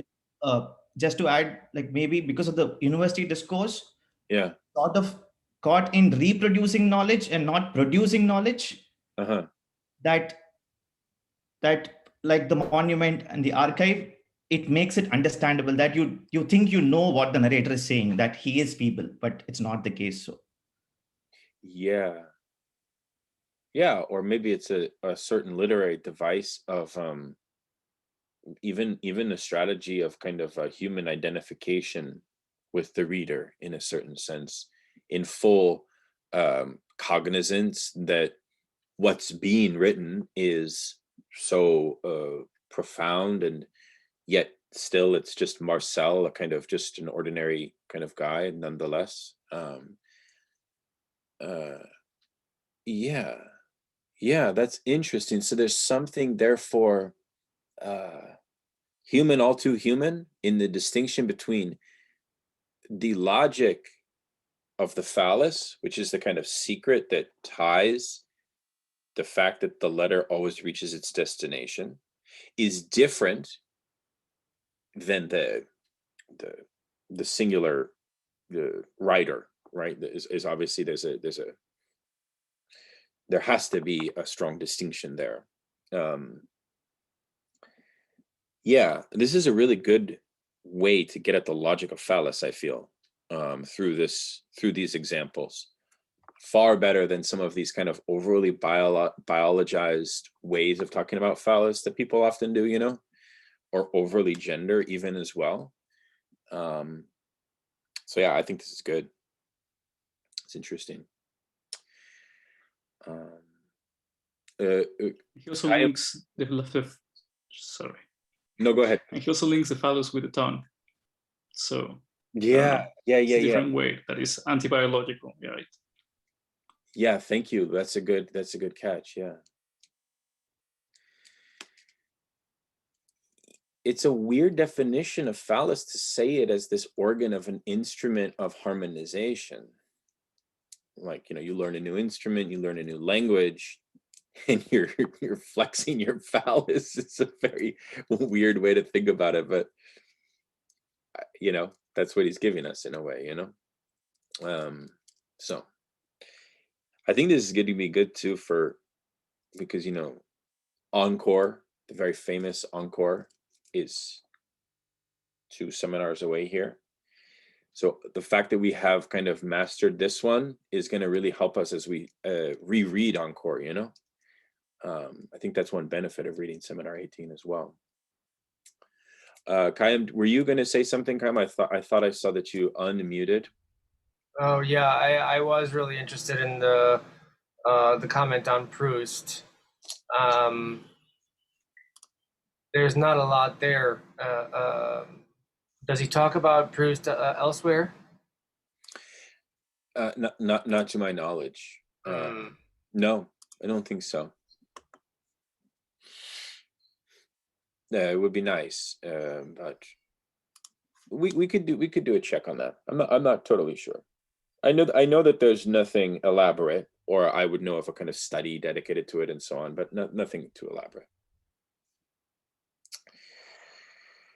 So with that, I think it's been good. We may have to postpone next because it's a holiday weekend, and I think we're going to take a long trip. So I may postpone next Thursday and then come back the following one to pick up on the 6th day, if that's okay with everyone. Hopefully you all have some plans for the long weekend as well. And yeah, well, it's been good. Yeah, I mean, I think one other thing is we will have an event coming up with, do you guys remember David Poivron Quillard from you remember? Yeah. He gave that incredible talk on Miller in the Desire of Psychoanalysis. Anyway, he and a guy named Ian Parker have a new book out on liberation and psychoanalysis, basically. Psychoanalysis for Liberation Struggles globally, right? Kind of very much like kind of like really looking at like not just liberation theology, but like I think with a specific emphasis, in fact, on South American liberation movements today.